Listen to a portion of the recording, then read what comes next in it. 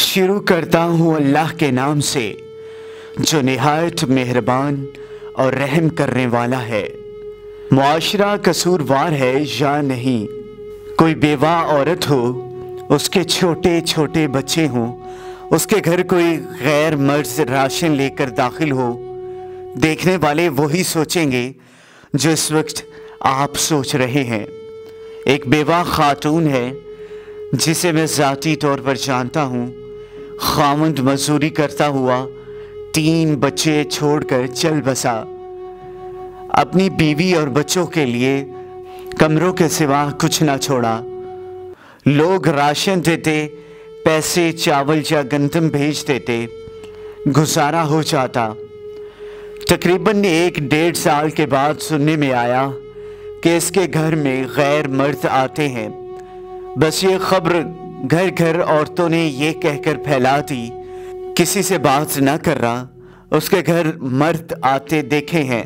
अब हाल ये है कि मोहल्ले के लोगों ने इस बेवा औरत के घर राशन देना बंद कर दिया। बदगुमानी और किरदार मशकूक होने की वजह से हुआ ये कि एक तो गुर्बत का अजाब, दूसरा जीवन साथी की मौत का गम, तीसरा बच्चों की बेबसी। बाखुदा मैं सच कह रहा हूँ, इस औरत की उम्र 35 से 40 साल थी। ना कोई उससे शादी के लिए तैयार, ना बच्चों की कफालत के लिए तैयार। यहाँ तक कि वो मजबूर हो गई मुर्दार खाने के लिए। लेकिन वो औरत दुनिया से लड़ती रही, घरों में काम सफाई करके बच्चे पालती रही। इसके रिश्तेदार भी गरीब थे, जितना कर सकते थे किया, लेकिन मोहल्ले वाले टके का राशन ना देते, उल्टा उसको हकारत की निगाह से देखते। इस औरत की बहादुरी को सलाम, जिसने खामद का गम बर्दाश्त किया, गुर्बत बर्दाश्त की, काम करके बच्चे पाले, लोगों के बोहतान सहे, ताने और तंज बर्दाश्त किया। अब अल्लाह की नज़र में हयादार बनने से ज़्यादा इंसानों की नज़र में पाकीज़ा बनने की ज़रूरत पड़ गई है।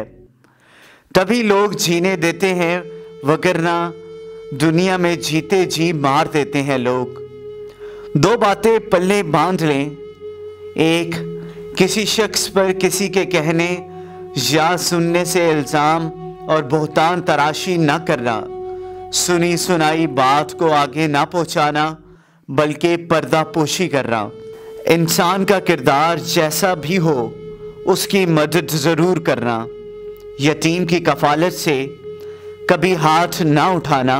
जब अल्लाह तुम्हें 1000 ऐब, गुनाह और बुराइयों के बावजूद सब नेमतों से नवाजता रहा है, तो तुम भी किसी की बुराई देखकर देने वाला हाथ ना रोकना और किसी की भी इतनी मदद ज़रूर करें कि वो बुराई के रास्ते पर ना जाए, वगरना मुआशरा और हम सब कसूरवार हैं।